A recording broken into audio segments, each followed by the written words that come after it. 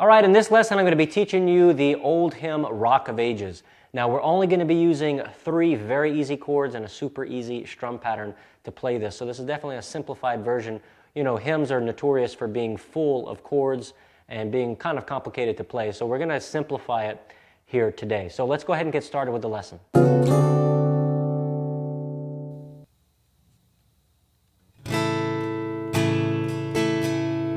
Rock of ages, cleft for me, let me hide myself in thee, let the water and the blood from thy wounded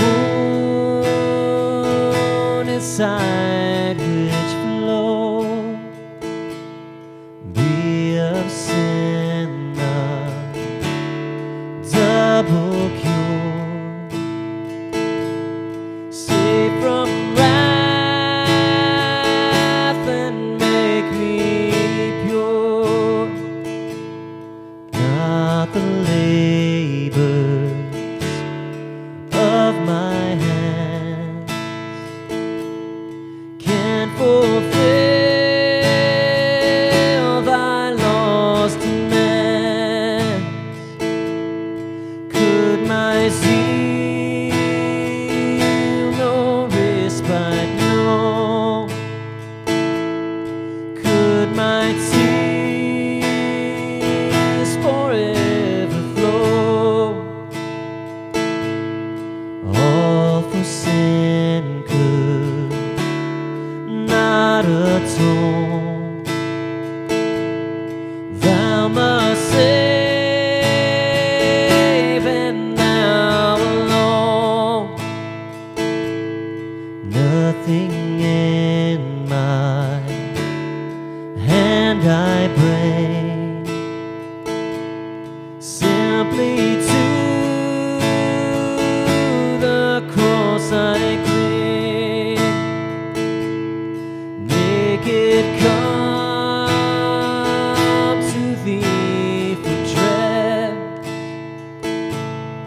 helpless look to thee for grace.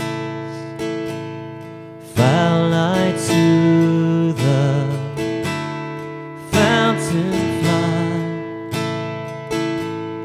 wash me, Savior, or I die. While I draw this fleeting breath, when mine eyes shall close in death, when I rise to worlds unknown and behold thee on thy throne, Rock of ages, cleft for me, let me hide myself in thee. All right, so we're using 3 super easy chords, the G, C add 9, and D over F sharp. Now, instead of C add 9, you can play the traditional C, and instead of the D over F sharp, you can play the traditional D if you want.